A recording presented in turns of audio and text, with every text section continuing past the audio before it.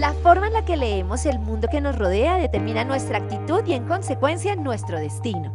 Otra mirada a la humanidad desde la historia, la neurología, el arte y la filosofía nos puede permitir entender nuestra mente de otra forma y así proporcionarnos herramientas para fluir mejor y disfrutar la vida. Bienvenido a este contenido en el que te propongo que emprendamos juntos con curiosidad una revolución mental. Bueno, pues hoy en nuestra tarea del sentido de la vida, en estas charlas con Vibra para tratar de profundizar un poco en cómo estar mejor, cómo sentirnos mejor, tengo una invitada muy especial. Ella no me conoce, pero yo sí, porque yo la escucho en su podcast, que justamente tiene que ver con la filosofía aplicada a la vida, un podcast que les recomiendo muchísimo. Ella es Aralia Valdés y yo quise invitarla hoy para hablar de el sentido de la vida y de cómo podemos aplicar diferentes cosas filosóficas cuando sentimos que mi vida va como sin rumbo, sin sentido, como qué conocimiento filosófico me puede ayudar a darle como un sentido a ese día a día. Hola Aralia, bienvenida a estas charlas de Vibra. Hola Karen, muchísimas gracias por la invitación y bueno, muchísimas gracias a tu audiencia por estar aquí con nosotros, escuchándonos y pues muchísimas gracias de verdad. Para mí es un honor y un placer estar aquí y poder hablarle a las mujeres del mundo que nos están escuchando específicamente. ¿Has encontrado tú en la filosofía respuestas a tu propia vida? Como a decir como, ay, estaba confundida o no encontraba esto, no entendía esto y de repente en la filosofía he encontrado cosas que me ayudan. Uf, por supuesto que sí. Justamente ese es el motivo por el que decidí dedicarme a la filosofía aplicada. Cuando yo estaba estudiando filosofía común y corriente, digamos, filosofía esa que se da en las universidades, que nos parece muy tediosa, muy complicada, muy pesada, de pronto empecé a darme cuenta, no solita, yo solita, sino con amigos, conversando con la gente, con otros filósofos, me empecé a dar cuenta que la filosofía, vamos, la filosofía nace desde la vida misma. O sea, los Ujú. filósofos que estaban haciendo filosofía hacían filosofía para darle dirección a su vida, no nada más para pensar en la inmortalidad del cangrejo, ¿no? En las grandes, ¿no? No, era algo muy personal hacer filosofía Sí. en la antigua Grecia. Y cuando yo me di cuenta de eso, de que tus ideas determinan la forma en la que tú puedes vivir la experiencia de estar en el mundo, ahí es donde dije, Eureka, la filosofía nos tiene que ayudar necesariamente a resolver los problemas cotidianos de la vida. Y lo puse en práctica en mí misma primero. Y así fue como llegué a la filosofía aplicada, precisamente, permitiéndome observar cómo ciertos pensamientos me ayudaban a modificar mis propias emociones, mis propias ideas, y eso me ayudaba a ver el mundo desde otro lugar y a perderle un poco el miedo a la vida también. Así que por supuesto que sí, la filosofía es una herramienta que sí o sí te cambia la vida. Ay, eso me parece perfecto. Y lo primero que quería comentar contigo acerca de esas cosas que no sabemos y que herramientas que nos ayudan, son esas cosas que en este momento han direccionado nuestra vida, pero que no lo sabemos. Pongamos, por ejemplo, la religión, ¿no? Yo escuchaba tu podcast y me gustaba mucho la explicación de cómo la religión incide en que ese sentido de la vida esté por allá en un futuro que no sabemos si será o no, como, bueno, por si acaso, yo me porto bien por si acaso. ¿Cómo ves esto de que la religión de alguna manera nos encamine hacia el futuro y hacia no disfrutar de ciertas cosas? ¿Cómo lo explicas tú desde lo que entiendes de la religión y la vida? Mira, por supuesto, la religión es una de las ideologías más fuertes que tenemos, sobre todo en América Latina, ¿no? O sea, Ujú. hoy en día, aunque nosotros pudiéramos decir, es que yo no soy una persona religiosa, la cultura en la que crecimos tiene ideas religiosas, ¿no? Entonces, independientemente de que yo acepte o no esa relación con la religión, tengo ideas en mi cabeza que son de una religión específicamente, pues, católica, ¿no? Viene de esa Ujú. América Latina. ¿Y qué implica que estemos nosotros sumergidos justamente en una sociedad que tiene una ideología católica? Pues que la sociedad nos va a ir marcando o dirigiendo hacia ciertos lugares prohibidos o límites morales, por ejemplo, o deseos de vida que tienen que ver con las ideas religiosas, pero no las percibimos religiosas porque nos las dan en la escuela, las podemos adquirir pues con los amigos, platicando, Ujú. y pensamos que la religión ya está un poco rebasada, ¿no? Que ya no está bien esto de ser tan religioso. A veces conservamos un cierto gesto de religión y decimos, bueno, soy creyente, pero no practicante, por ejemplo, ¿no? Yo Ujú, ya voy ujú. a la iglesia, pero... Vale. Ahí el problema es precisamente que mientras menos conozcamos los fundamentos ideológicos de la religión en la que todos crecimos, los latinoamericanos, pues normalizamos las ideas. Y Ujú. entonces, en vez de pensar que es una idea o preguntarnos, por ejemplo, bueno, ¿y yo por qué estoy esperando tener una recompensa al final de mi vida? Yo por qué me quiero jubilar, por ejemplo, yo por qué quiero, y jubilarme no solo para la parte linda de la jubilación, que es dejar de trabajar y entonces ya Sí, sí, sí. no tener que estar persiguiendo el dinero todo el día, ¿no? Sino jubilarme para vivir, ¿no? Decimos, Ujú. ahora que me jubile voy a hacer lo que yo quiero, Sí, ahora que consiga esto, ahora que tenga esto, todo el tiempo pensamos, es que llegará esto y yo seré feliz, llegará esto y yo seré feliz. exactamente. Y esa es una idea profundamente religiosa, porque la religión que implica, implica que cuando estamos aquí en la tierra, pues es un lugar de pecado, es un lugar en donde no nos va muy bien, es un lugar donde las cosas pueden salir muy mal porque somos humanos y no sabemos, no tenemos esa sabiduría, ¿no? De Dios para poder hacerlo bien estrictamente. Entonces, nos enseñan que la recompensa viene después de una vida de sufrimiento. Ujú. Y esa idea, nosotros le quitamos la parte de Dios y la metemos en nuestra vida cotidiana. Y entonces piénsenlo un momento, ¿cuántas personas que nos están escuchando nos han dicho, bueno, esto que tengo que hacer es muy difícil? Por ejemplo, voy a estudiar una carrera, me Ujú. voy a preparar para algo y entonces tengo que hacer todo un proceso que va a durar años quizá, en el que voy a sufrir mucho, o me tengo que sacrificar el doble porque tengo que trabajar para poderme pagar la escuela, en fin, un proceso difícil. Lo pensamos y nos duele, decimos, "Ah, bueno, pero", y nos convencemos de decir, pero la recompensa va a ser maravillosa, porque al final, Sí, sí, ¿no? sí. Entonces voy a tener mi título, mi trabajo de sueño, lo que yo quiero. Y no está mal el sufrimiento, pero el problema es que desplazamos la idea del disfrutar nuestra vida hasta el final de ella o hasta el final del proyecto, porque entonces mientras yo estoy en el camino del sufrimiento, me estoy desvelando para estudiar, me estoy Ujú. desmañanando para llegar temprano al trabajo, ese camino no lo disfruto, sino que lo llevo... Incluso estoy dejando de hacer lo que yo quiero, ¿no? Yo quisiera tener esta experiencia hoy, quisiera esto, pero no, no, me sacrifico, o sea, tenemos, y yo creo que la mujer latina tiene eso, el sacrificio tan metido en su cabeza, o sea, yo, ahora que tú lo dices, yo me la paso pensando en eso, bueno, hoy estoy con mis hijas, hoy trabajo, hoy estudio, pero vendrá la recompensa, que muchas veces ni siquiera es como tú dices cuando nos pensionamos, sino por allá un reino que existe, que algún día seré feliz, pero tremendo.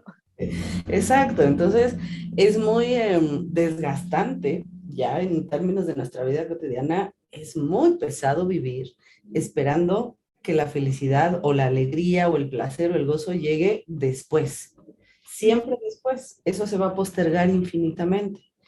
Y ese modo de vida, tú lo dijiste muy bien, es una forma que la sociedad le exige a la mujer latinoamericana, porque la mujer, como es la que tiene el papel de cuidadora, como es la que naturalmente, y esto súper entrecomillado, supuestamente por naturaleza, es la que tiene los dones para cuidar gente, porque es la que tiene hijos, ¿no? Entonces, Claro, la sociedad dice, ah, pues la mujer es la que cuida, pero tener un hijo y cuidarlo son dos cosas muy distintas. La de sociedad acuerdo. debería de involucrarse en el cuidado de los hijos, pero bueno, ese Ujú. es tema aparte.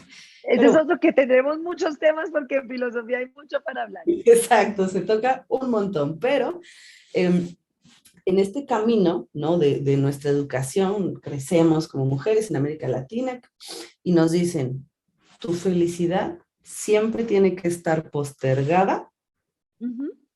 ante la felicidad de los otros, porque tu obligación es cuidar.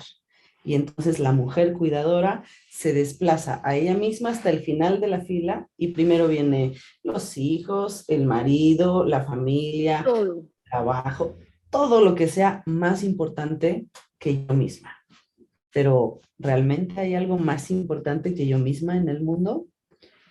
Eso es lo complicado de la Y historia. mira que por eso que tú dices, es que yo creo que se da la famosa crisis de las mujeres, que el otro día hablaba con una terapeuta de los 40 Mm, o más adelante, ya estoy como en mi último pico de la vida, ya estoy, y me doy cuenta que le he dado mucho a mis padres, a mis hijos, a la empresa, a quien sea, y entonces empezamos a ver cómo se nos va la vida y la preocupación de que finalmente, y lo digo con el respeto de las religiones, al final yo no tengo la garantía de ese reino de los cielos y me pasé mi vida pensando en un mañana.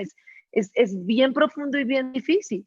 exactamente, se nos va la vida en ese Ujú. pensamiento. Y cuando nos damos cuenta, cuando queremos recuperarla, quizá ya es muy tarde, porque De acuerdo. no me acuerdo quién era, incluso creo que era Steve Jobs, el señor de Ujú. Apple, el multimillonario, Sí, decía, sí, si hay una sola cosa que puedes perder y no recuperar jamás, se llama vida. claro. Es así de simple. La vida, si la pierdes, no la recuperas. Un año Ujú. perdido es un año perdido, no va a volver, ¿no?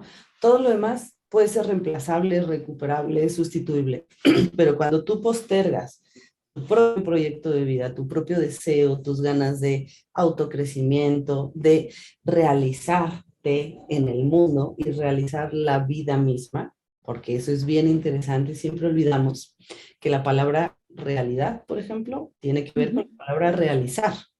Cuando tú Claro. realizas algo, estás haciendo realidad el mundo.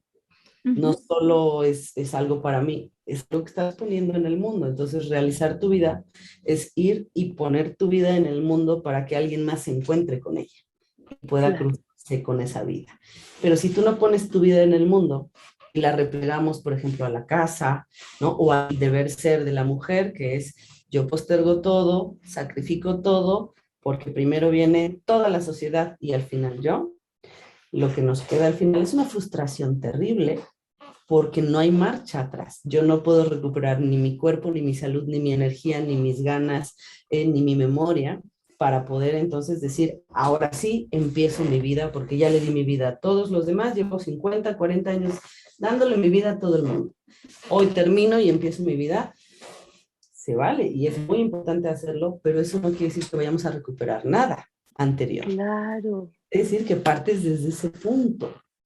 Y eso nos complica mucho la situación, porque si yo llego a un punto de mi vida en los 40 años en los que no tengo, por ejemplo, una independencia económica, sino Ujú. dependo de un acuerdo marital en el que me chantajean emocionalmente para darme mi libertad económica, ¿cómo salgo de esa situación?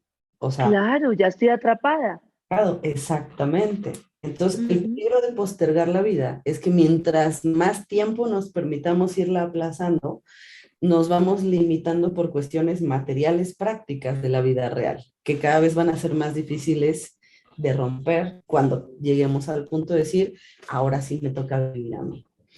De- Entonces, Dentro de esas creencias que uno tiene como que no sabe que las tiene, pero las tiene, aparte del tema de postergar y seré feliz, hay dos palabras, una que tú mencionas y otra que a mí me llama mucho la atención con respecto a la vida, sobre todo de las mujeres, que son el sacrificio y la culpa.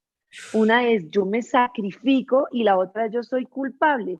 Fíjate que yo entiendo, digamos, mi vida como mujer que debe tener un sentido de la vida, disfrutar y todo. Sin embargo, ante cualquier situación con mi esposo, con mi trabajo, con mis hijas, me encuentro en un círculo de culpa tan inconsciente que me toca hacer un esfuerzo muy grande para entender por qué siento que me debo sacrificar y que cuando no lo hago soy culpable. Me, no lo, es tremendo. es durísimo porque, a ver, esto es bien interesante.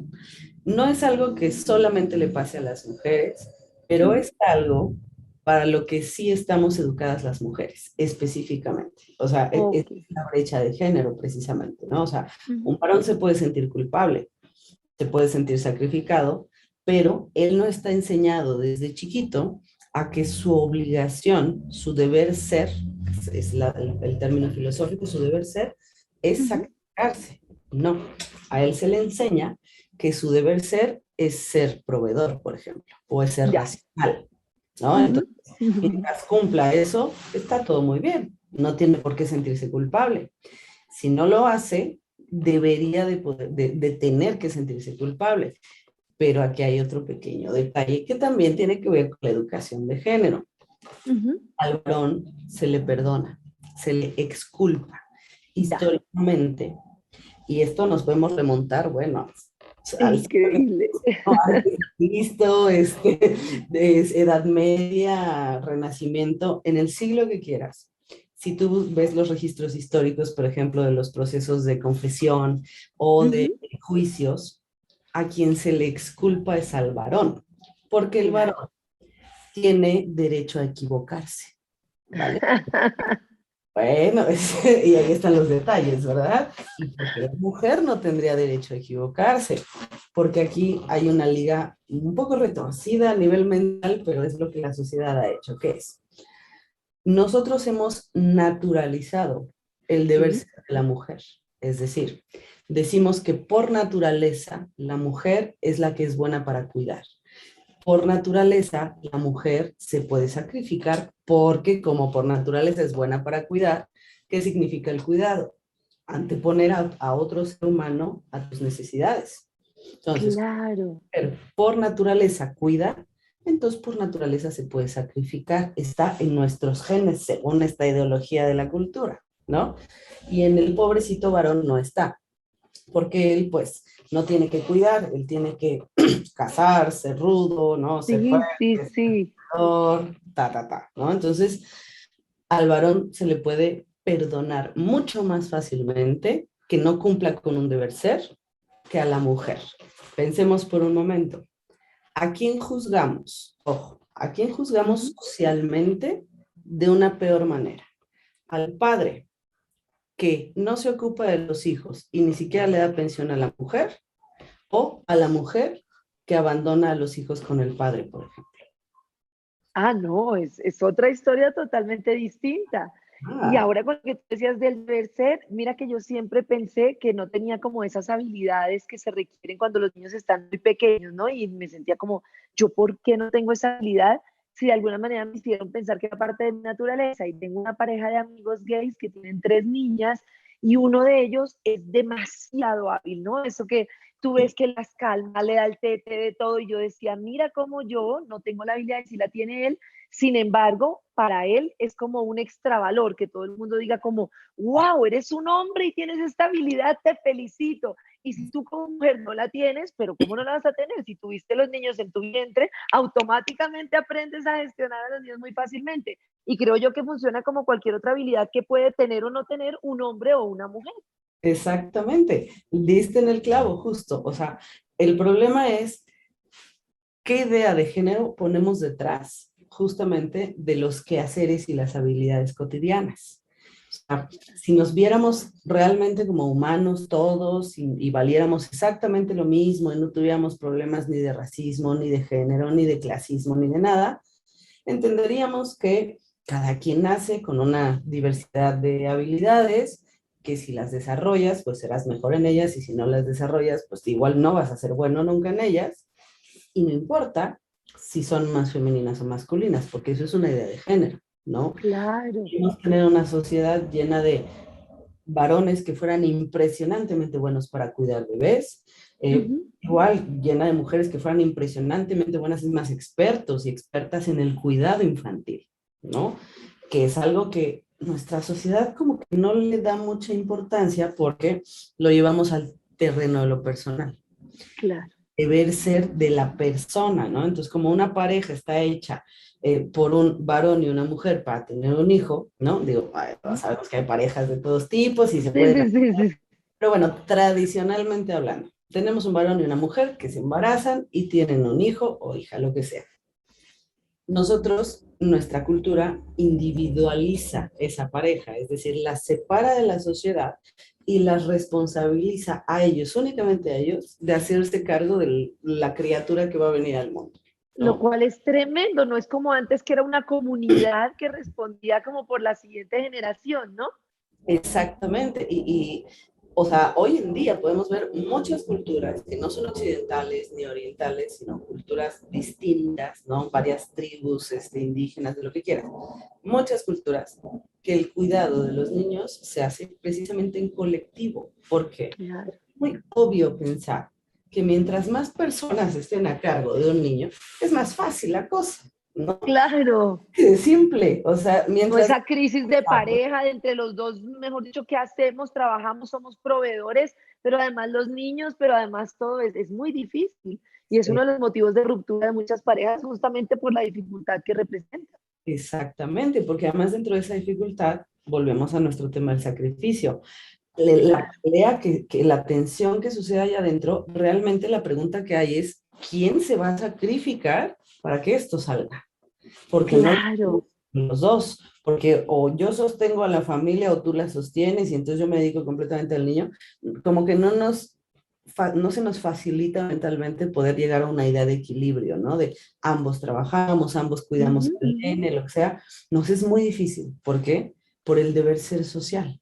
Entonces, claro, es esperable que si tú estás en una relación heteronormada, patriarcal, tradicional, ujú, tú tienes el papel de la mujer, sea esperado, pero de facto, o sea, es algo a priori, es decir, es algo que antes de que tú lo pienses, la sociedad ya lo espera de ti, y tu claro, familia lo espera de ti, y tu marido lo espera de ti. Es esperado que tú seas la que sacrifique todo para que los niños los podamos llevar adelante o sacar adelante. Nos suena hasta raro, ¿no? Insisto, o sea, si sí, decimos, no, sí, es sí. que este padre abandonó a los niños, es normal. No, es que esta madre abandonó a los niños desnaturalizada. Desnaturalizada, esa es la palabra que se me viene a la cabeza de repente, desnaturalizada. No, es que es tremendo. Es Bueno, horrible. en este tema que quería yo como que ahondáramos un poco del sentido de la vida, me parecía leer el otro día que incluso en las universidades en Estados Unidos, así fuera Harvard, tú estudiaras lo que estudiaras, te enseñaban filosofía porque era muy importante el sentido de la vida, ¿no? Luego viene todo esto de la economía y lo importante es que produzcas, total, que todas las carreras del mundo se les olvida el tema de la filosofía y las humanidades, a menos de que las estudies, y empezamos en esto de producir y producir. Y luego empieza como muchos temas mentales en el mundo, depresiones y todo, entonces empieza como un auge de, bueno, y ahora sí, y sale como este tema de, sé feliz, sonríe, sé feliz, pega una calcomanía pidiendo un carro y sé feliz, y se dan cuenta que es un fracaso completo, porque pues claramente estás como intentando forzar que lo único que importa es ser feliz cuando eso pues no tiene mucho suelo. Y entonces ahí viene el tema de la cantidad de personas que como tú afortunadamente empiezan a preocuparse por el sentido de la vida. Entonces yo quisiera que tú nos hablaras un poco sobre qué, o sea, si yo llego hoy y digo, bueno, ¿a quién podría yo preguntarle? ¿Qué filósofo podría explicarme qué posibles sentidos puede tener este sacrificio y este desgaste que no me están llevando? Porque mira que últimamente yo lo siento, como que digo, bueno, y yo he trabajado mucho, tengo hijas, ¿y esto para dónde me lleva? ¿Qué sentido tiene? ¿Qué hace parte de este proyecto? Por supuesto. Mira, la pregunta por el sentido de la vida, es la pregunta de los 400 millones de dólares, ¿no? No hay una única respuesta. Ujú, Sí hay cosas muy importantes que podemos empezar a entender justamente sobre esa pregunta, ¿cuál es el sentido de mi vida? ¿No? Estaba yo justamente leyendo ayer, el otro día, que la OMS estaba diciendo que hay cerca de 800.000 suicidios, o hubo cerca de 800.000 suicidios el año pasado por la pérdida de sentido, justamente. O sea, cuando la tremendo. gente se suicida, cuando la vida ya no tiene sentido, ya no me significa nada. 800.000 personas perdieron la vida el año Tremendo. pasado porque no encontraron un sentido de vida. Y ojo, esto es súper importante. La vida no tiene un sentido, tiene Maravilloso. múltiples sentidos. Ujú, Si nosotros empezamos por ahí, por ujú, preguntarnos, ¿por qué estoy buscando un solo sentido de vida? ¿Por qué no puedo buscar varios sentidos o varias cosas que le den sentido a mi vida? Ahí ya podemos empezar a caminar diferente, a mirar lo que estamos haciendo de otra forma y poderlo resignificar. ujú. ¿Por qué perdemos el sentido de las cosas? A ver, tú, Karen, desde tu experiencia personal, cuando algo ya no tiene sentido o cuando has dicho, "Uy, pero ¿qué sentido tiene que lo haga? Mejor ya no lo hago y se acabó". Ujú. ¿Por qué? ¿Qué se pierde? ¿Qué es lo que le quita el sentido a las cosas? Porque yo creo que empiezo a hacerlo sin pensar, de manera inconsciente, como guiada por aprendizajes que ni siquiera estoy pensando lo que hago, ni siquiera tengo para dónde voy ni por qué lo hago. Es como ahí, como las vacas. como las ovejas. Creo yo que por eso, por lo menos yo perdí el sentido, porque hice tanto que en algún medio iba en la bicicleta, andando y tanto pedaleé que un día dije, bueno, ¿para dónde es que iba yo? Así es como lo veo. Exactamente, me encanta tu analogía, es perfecta, justamente. Cuando perdemos el sentido de algo, particularmente de nuestra vida o de actividades que realizábamos, porque empecemos a hacer filosofía seria, decir el sentido de la vida mm, es muy abstracto. A ver, cosas Muy. que le dan sentido a mi vida, es mucho Eso. más concreto, ¿no? Incluso a mi día a día, ¿no? Cosas que le dan sentido a lo que hago en cada momento, a lo que hago en cada, sí, en mi día a día. Exactamente. Entonces, empezarse a permitir pensar. La vida no tiene un sentido, tiene muchos sentidos. Y no es que yo le vaya a encontrar el sentido de trascendencia, es decir, Ujú, ¿cuál fue? Ahora se usan mucho otras palabras de moda. El propósito de mi vida, el objetivo de mi vida, la misión de mi vida, ¿no? A ver, no, no puede haber un propósito, no puede haber una sola misión. Tiene que haber varios, porque somos ujú, seres ujú. cambiantes. Ojo, Claro. y esto nos pasa muchísimas veces. Llegamos a cosas como, bueno, no sé, yo me caso a los veintitantos años, tengo hijos, y de repente a los 36 digo, y yo siempre estaba muy segura de haber querido hijos, pero quizá hoy ya no, pero ya los tengo. Y me empiezo Ay, sí. a preocupar, porque digo, entonces, ¿qué Ujú, me está pasando? Ya no los quiero, soy una mala madre, soy... No, no, no, no, no. No es un problema de afecto con ellos, es un ujú. problema contigo misma, es una relación que está trunca contigo. ¿Por qué? Porque el sentido de tu vida cambió precisamente.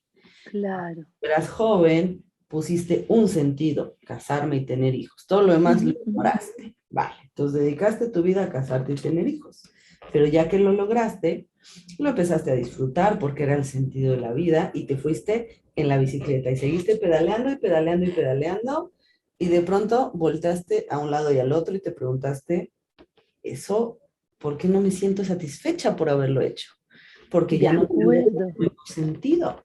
Me estoy Ujú. quedando con ese sentido, es más, con la idea que yo tuve de un sentido de mi vida hace 20 años, pero no lo estoy actualizando, no estoy pensando si aquí y ahora tener hijos le da sentido a mi vida o si es el sentido más importante de mi vida, porque quizá ellos ya tienen 20 años y entonces ya no me necesitan y entonces Claro. yo ya pierdo el sentido de mi vida porque ahora ellos ya tienen varios sentidos de su nueva vida. Ujú. Primo brutalmente y entro a la crisis y ya no sé ni qué hacer, porque entonces ya no sé si el problema es mi matrimonio, mis hijos o soy yo. Casi Claro. siempre el problema es el sentido que no se actualizó junto con nuestra propia vida. Ujú. Hay que estar actualizando constantemente lo que le da sentido a nuestra vida. Y como tú lo dijiste, que es súper importante, aprender que hay distintas formas para darle sentido a las cosas, ¿no? Y vamos con las herramientas filosóficas. Ajá, perfecto. Nietzsche, Ujú. Friedrich Nietzsche, un autor famosísimo en filosofía, ustedes googleen por ahí Nietzsche y les va a salir un montón de cosas. Es un autor complicado, es un autor bastante Muy complejo. muy Ujú. complejo, pero a la vez muy radical también. Él rompe con muchas estructuras de pensamiento que vienen detrás de él, ¿no? Antiguas. Y él dice, por ejemplo, el sentido de la vida es hacer de nuestra vida una obra de arte. Ajá. Quiere decir eso. Él está jugando con la idea del sentido. Hacer una obra de arte significa aprender que tú puedes darle sentido a las cosas que estás haciendo a voluntad propia y que Ujú. además puedes encontrar cosas que le dan sentido a la vez a lo que tú haces en la vida. O sea, no Ok. solo tú construyes el sentido, también el mundo le da sentido a lo que tú haces. Ujú. A ida y vuelta, ¿vale? Y eso nos permite valorar diferente las cosas que estoy haciendo. Yo tengo en un día, por ejemplo, mi día cotidiano, tengo que ir a trabajar, luego voy a comer con mis hijos, luego voy a pasear a los perros y luego tengo que preparar el programa de mañana. Bueno, ya está, mi Ujú. día está lleno de actividades. ¿Cuáles de esas actividades me dan sentido? Ok, quizá me da sentido comer con mis hijos, porque me gusta estar con ellos. Vale. Pero ¿qué pasa si llegó la comida y mis hijos están de mal humor? Y Ujú. entonces, ay, mamá, no tengo ni ganas de hablar contigo, habla con el celular mientras como y ya me voy. Y tú tenías ganas de verlos, de sentirte Claro. y ¡pum! Te pegas contra la pared porque ellos no están de humor. Eso te hace cuestionarte el sentido y dices, pero entonces, ¿qué sentido tenía venir a verlos? ¿Cuál es el sentido de mis hijos en mi vida si ya no me ponen atención? Si ya no Ujú. me hacen el caso que yo quiero. Y ahí Nietzsche nos diría, momentito, es que el problema es la forma en la que lo estás pensando. Porque el sentido de ver a tus hijos no es que tus hijos le den sentido a tu vida.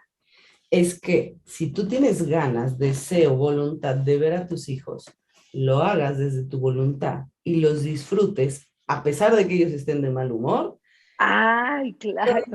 porque es lo que tú querías hacer. Y Lo que si tú querías, independientemente de con qué actitud o cómo se me dieron las cosas. exactamente, y si a la Ujú. mera hora tu actitud me está molestando, digo, bueno, que ya te disfruté, ya te traté de apapachar, me estás peleando porque estás de mal humor, bueno, ya está, cambio el sentido, en ese momento puedo resignificar las cosas. Ok. Decir, uy, qué pena, hijos, bueno, yo quería, no sé, yo venía a invitarlos al cine, pero no tienen ganas, lidien con su mal humor, y entonces resignifico las cosas y digo, vale, me quedó una hora libre para mí y va el Sin punto. pensar que todo lo que hice no tiene sentido, ¿qué es lo que nos pasa? La Amén. frustración, pero yo para qué hice esto, esto no tiene sentido. En el contexto en el que yo estaba tenía todo el sentido, te lo Exacto, entiendo perfectamente. exacto. O sea, ese es uno de los aprendizajes filosóficos más poderosos que podemos utilizar Me así encanta. como as debajo de la manga. Ujú, Tienes ujú. que estar siempre bien consciente que el sentido tú lo puedes modificar a Claro. voluntad. Ujú. Y eso lo llevamos a nuestra vida cotidiana y aprendemos encima de todo que tenemos una facilidad de ser personas múltiples y podemos darle múltiples significados a las cosas que nos gustan, que hacemos y a las personas con las que estamos en contacto, nuestra vida nunca va a perder el sentido. Claro. Y eso se lo podemos agradecer a muchos filósofos, por ejemplo. Ujú. Nietzsche con esta idea, con esta reafirmación, ¿no? La vida es una obra de arte. Piénsense ustedes mismas, nosotras nos tenemos que pensar como si nos estuviéramos construyendo todos los días. Hoy, Claro. ¿qué sentido me voy a dar a mí? ¿Qué Ujú. quiero recuperar de mí? ¿Qué quiero cambiar de mí? ¿Qué quiero reafirmar de mí? Y hacerlo con conciencia le da el sentido a tus actividades. Esa es la magia. O sea, yo, por ejemplo, yo podría rascarme la panza 8 horas al día y tú me puedes decir, ¿qué sentido tiene hacer eso? No está siendo productivo, no está Sí, sí, sí. ansiedad, ¿no? Que ahorita vamos hacia la psicosis de la producción, ¿no? Que es la culpa. Nos falta Sí, esta la parte de culpa. culpa, pero precisamente si yo dejo que el juicio social, que el juicio moral entre a mi conciencia, ay, es que Karen ya me vino a ver feo porque nada más me estoy rascando la panza, me empiezo a sentir culpable. Porque Ujú. entonces yo permito que el sentido que tú le estás dando a mi actividad sea más importante que el sentido que yo le estaba dando. Claro, no, me encanta eso, me cambió Ahí el ¡pum! chip. Se desequilibra todo, exactamente, Sí, ¿no? sí, sí. Eh, Bueno, otras cosas que digamos del sentido de la vida filosófica, esta de Nietzsche me encantó. Bueno, y hay una que quisiera que ahondáramos, no sé si al final, porque nos queda poco tiempo, si alcanzamos a mirar alguna otra, pero todo este tema de Víctor Frankl, de la actitud ante la vida, que me gustaría que lo explicaras, aunque fuera en un momentico, y cualquier otro que nos dieras, me encantaría porque de verdad cambia uno el sentido. claro que cambia el sentido. Mira, vamos a hacer esto. Vamos a ligar a Nietzsche con Schopenhauer y con Viktor Frankl para que nos queden Eso, tres herramientas que nos pueden ayudar perfecto. a repensarnos un poco, ¿vale? Bueno, entonces Nietzsche nos enseña que el sentido es subjetivo al final del día, pero hay que hacerlo Ajá, de manera consciente. Y entonces Schopenhauer era un filósofo que, bueno, a mí en lo personal no llevo todas sus ideas a mi vida cotidiana porque era muy pesimista. Sí. entendía muy bien esta parte del sufrimiento de la vida y entonces nos da una resignación de vida, ¿no? Así de, mira, la vida es horrible y después te mueres, ya está, ese es el sentido de vida. Y dices, bueno, a ver, No es lo que necesitamos en este momento. exactamente. A ver, Schopenhauer, no, no seas tan drástico, ¿no? No en COVID, por favor. Exactamente, ¿no? Exactamente. Entonces, bueno, de Schopenhauer podemos sacar una frase que es parecida a la de Nietzsche que nos dice, yo pierdo mi autonomía cada que la opinión de otro me hace cambiar a mí mismo o me hace cambiar mi propia opinión. Es Ujú. decir, nosotros estamos muy acostumbrados a que justamente el peso de lo social, y no importa si es familiar, de amigos, Sí, sí, laboral, sí. cualquier contexto cultural en el que estemos inscritos, tienen el poder del dedito señalador, ¿no? Y entonces llega alguien y me dice con su dedito señalador, Aralia, es que los filósofos no se bañan todos los días y tú te bañas todos los días. Y yo digo, a ver, espérate. Chin, sí es cierto, yo soy filósofa. Ups, y me baño todos los días, normal que lo haga, porque mi deber ser de filósofa es no bañarme todos los días, ¿no? Claro. No es muy simple, pero si lo llevamos a terrenos morales, por ejemplo, a terrenos en los que la familia nos está señalando el deber ser, tu deber de ser Ujú. mujer, tu deber de ser madre, tu deber de ser femenina, tu deber de Uy, ser bella, tu deber de ser feliz, tu deber de ser alegre, todo eso es una opinión que viene del ujú. interior, que viene Y y que genera mucha ansiedad. Fíjate que yo lo asimilo con una etapa que están sufriendo hoy muchas mujeres, que es ese afán de tener que supuestamente decidir si quieres tener hijos o no.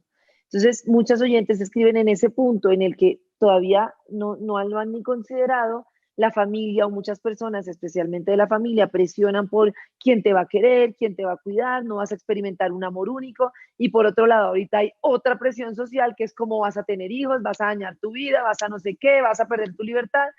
Y se encuentran en un tema que al final podrían esperar a ver, no, podrían hacer cualquier cosa, pero lo que estamos es, como muchas decisiones de las mujeres, entre una cantidad de debates de un tema social que supuestamente tiene las respuestas para tu vida, que no tienen ni idea cómo funciona tu vida como ser individual, como individuo, y que te genera una ansiedad horrible. Al final se te pasó la vida sufriendo por esos conceptos. exacto, es que esa presión social que es cultural y que además es afectiva, por eso es tan difícil, porque me lo viene a decir una persona a quien yo amo, a quien yo Ujú. quiero, y eso implica que le doy un peso a sus palabras. Claro. Como le estoy otorgando un peso afectivo a sus palabras, ya no sé en mi mente a quién le hago caso, al otro o a mi voluntad. Schopenhauer Tremendo. aquí nos diría, jamás, pero jamás, él era muy extremo, ¿no? Jamás de los jamases debes escuchar la opinión de palurdos, decía él, ¿no?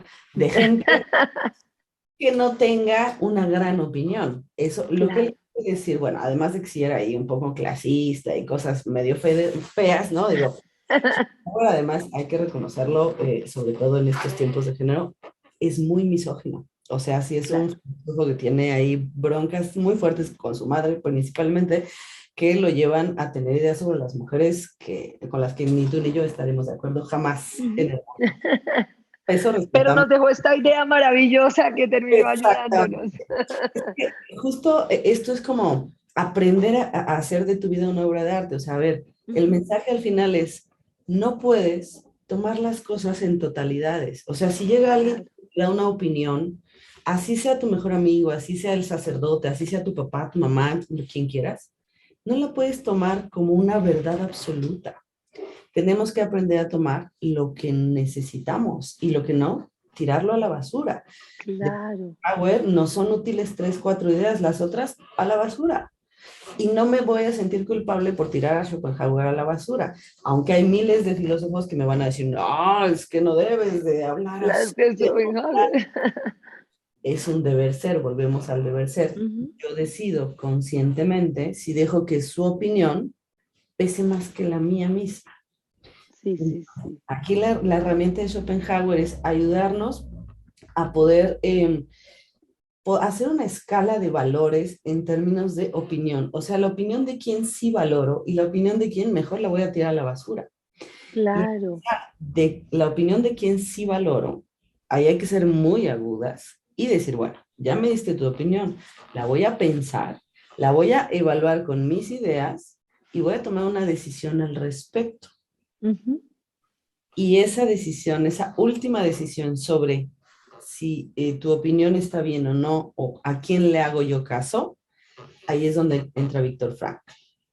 Y Víctor Frankl nos dice, mujeres del mundo, y bueno, varones también, pero ahora le estamos hablando a las mujeres del mundo, tengan muy presente que a veces la vida nos puede sujetar ante Ujú. situaciones, que la vida nos puede quitar opciones y que podemos estar muy restringidos en cuanto a la libertad. Pero siempre va a haber una última cosa que nadie te la puede quitar salvo la muerte, que es la capacidad de decidir la actitud con la que abordas lo que estás viviendo en ese instante, o la actitud con la que abordas tus pensamientos, por decirlo de alguna otra manera. Tremendo. Es brutal esa sentencia de Víctor Frankl. Al final del día nos está diciendo, la vida puede ser de muchas maneras, pero hay Ujú. algo que está en tus manos todo el tiempo, que si lo olvidas, pierdes el sentido precisamente de la vida. Si lo recuerdas, eso le da sentido a tu vida, que es la decisión íntima, personal, mental, voluntaria de decir, tomo esto así o así o así. Yo elijo la actitud con la que enfrento los problemas. El ejemplo que él nos pone es un ejemplo muy drástico. Ujú. Bueno, no nos da tiempo de platicar quién es Víctor Frankl, por ahí échenle un ojito. Sí, pero sí que estuvo en un campo de concentración, bueno, todo lo que tuvo, ¿no? Que fue, ¿No? que tú dices cualquier persona queda ahí Y bye. y va. Exacto. Pero él se preguntó, ¿cómo sobrevivir aquí? ¿No? ¿Y Ujú. cuál es la diferencia que esa persona esté muerta y yo no? Más allá de las diferencias físicas, biológicas, no, él estaba preguntándose, ¿qué es esto? ¿Es el espíritu? ¿Es el alma? ¿Es la voluntad? ¿Qué es lo que nos hace tener este empuje hacia adelante, de seguir viviendo? Nos diría otro filósofo maravilloso que es Spinoza, que ya veremos en otra entrevista, porque también nos da un montón de tips para la vida. Él, De herramientas. herramientas buenísimas para la vida, él nos diría como, bueno, al final del día, la libertad está aquí, porque la libertad externa está limitada, ¿no? Tienes un límite, un cuerpo que Claro, deja moverte, ¿no? Y entonces Víctor Frankl recupera esta idea y nos dice, justo eso, darle sentido a tu vida es la libertad que tienes, hasta el último momento de tu vida. claro, totalmente. Tal cual, siéntete libre de resignificar tu vida cada momento, cada actividad, en cada afecto, en cada encuentro. Hay que resignificarla constantemente. Esa es la libertad más grande que podemos vivir inmediatamente, de manera cotidiana. La otra libertad siempre va a estar limitada, pero esta es interior y entonces tu límite es personal. Eso es lo que es maravilloso. Claro, Tú pones ese límite. Y cuando dices, es que no, yo no me siento capaz de, no me imagino de esta manera, es tu límite el que no te está dejando imaginarlo. Eres tú misma, no es el mundo. Es que yo no me imagino siendo una mujer no femenina, por ejemplo, o siendo una mujer ujú, que no quiera ser madre porque lo social me pesa mucho. Es tu propio límite intelectual. No hay nada afuera que te esté imponiendo algo. Como el ejemplo de Víctor Frankl. En el ejemplo de Víctor Frankl hay una pistola en la sien. Al tipo sí, lo están encañonando y sabes, tienes la certeza de que te vas a morir. Estás en un ujú, campo de concentración y un nazi te pone una pistola. Conclusión, estoy muerto. No hay de claro, otra. Pero aún así, aún ahí, dice Víctor Frankl, pero antes de que eso suceda, tienes una última libertad, que es justamente decidir la actitud con la que vas a enfrentar ese momento de tu muerte. Y ujú, eso es darle sentido a tu muerte, precisamente. No es lo mismo morirte ya que morir con un sentido. Y por eso había gente en los campos de concentración que en vez de morirse de hambre, iban y corrían y trataban de golpear a un nazi o los abrazaban, pues esperando que les dispararan y al menos se llevaran a uno de ellos entre las patas, por ejemplo. Y ese sentido de pequeña Increíble. venganza o pequeño desquite, ¿no? Valió la pena. Le dio Claro, le dio sentido a ese momento, a esa vida, exactamente, le dio sentido a mi muerte incluso. a mi muerte incluso. Y ahí quedó. Entonces, tercera herramienta con Viktor Frankl, fundamental, no olvidarlo jamás. La libertad, la primer libertad que puedes ejercer es la decisión de cómo abordas lo que estás viviendo. Así de simple. Increíble, Es muy increíble. profunda esa Muy idea. profunda. Ay, Aralia, te agradezco mucho. Hemos aprendido un montón. Mira, el tiempo no es tan largo y se me pasó volando, pero tenemos tantos temas de qué hablar que me encantaría que cogiéramos diferentes temas que además tú abordas muy bien en el podcast y que creo que nos hace muy bien porque acá nos damos cuenta no solo el tema que tú dices de lo que me impone el otro y que yo puedo decidir si lo tomo o no, sino que creo que lo más difícil es esa cantidad de cosas que ni siquiera veo que me están imponiendo, no sé, como estructuras de monogamia, de religión, de todo, que pueden estar bien o mal. Lo que es tremendo es que yo no sepa que voy ahí como en un caballito en el que no decido. Entonces, me parece que todo esto que tú nos comentas nos permite como abrir un poco la mente para ver, bueno, tengo opciones, tengo posibilidades de decidir mi actitud ante la vida y te lo agradezco mucho. Quisiera que nos dijeras el nombre de tu podcast y dónde lo encontramos, porque a mí me ha ayudado un montón, te lo aseguro. Y sé que a muchas oyentes les puede ayudar a tener como más tips o herramientas que están ahí en la filosofía, pero que esa traducción que tú haces de filósofo a normal, a humano, es muy necesaria para poderlo entender. Sí, ¿no? Yo siempre le he reprochado mucho al gremio de los filósofos. Qué necesidad de escribir de esta manera tan densa, ¿no? Necesitamos es aplicarlo. Sí, exacto, por favor, ayudémonos más, ¿no? Y bajemos el... Pero bueno, justamente por eso nació el podcast, así que bueno, igual pues se los agradecemos a Schopenhauer y a Nietzsche que no pudieron explicarlo de otra forma. Me dieron chamba en ese sentido de permitir bajar, ¿no? Las ideas a la aplicación de la vida. Sí, el podcast se llama justo así, Filosofía aplicada a la vida, Sí. ¿no? Lo pueden encontrar básicamente en la plataforma en la que ustedes prefieran escuchar música, en todas la encuentran. Y también tengo una página y ahí está, ahí a veces hay algún artículo extra, le agrego cosas Ay, súper. podcast. Ahí hacemos unos brindis filosóficos una vez al mes, el último Ah, me sábado, tienes que invitar. ¿Y pero cómo es la página? mira, la página es www.araliavaldez.com. Sencillito. Perfecto, Nada más, Aralia Valdés se escribe con S, por ahí, para que no esté. Y perfecto. búsquenme ahí, ahí está la invitación al brindis y todo. Si ustedes quieren pensar, empezar a introducirse en estos temas de filosofía, el brindis es el espacio adecuado. No van filósofos, no es nada así elevado, es para personas como nosotros, simples mortales, que estamos en esto, en la pregunta de la vida. Y entonces cada mes Maravilla. profundizamos un poquito en otro tema. Búsquenlo en la página y ahí encontrarán todo. Y claro que vas a estar, Karen, en el próximo brindis, pero por supuesto que sí. Me encanta filosofía aplicada a la vida cotidiana. Gracias, Aralia, por todos tus aprendizajes. De verdad que esperamos tenerte en un próximo video, en un próximo capítulo con Vibra, para que nos enseñes muchas cosas más. Por ahora, a practicar y a ver todas las herramientas que tenemos, no solo para tener sentido, sino varios sentidos y asimismo varias actitudes frente a la vida. Muchas gracias. Al contrario, muchísimas gracias, Karen, y yo encantada de compartir con ustedes lo que ustedes quieran. Muchísimas gracias de verdad por la invitación. Maravilloso.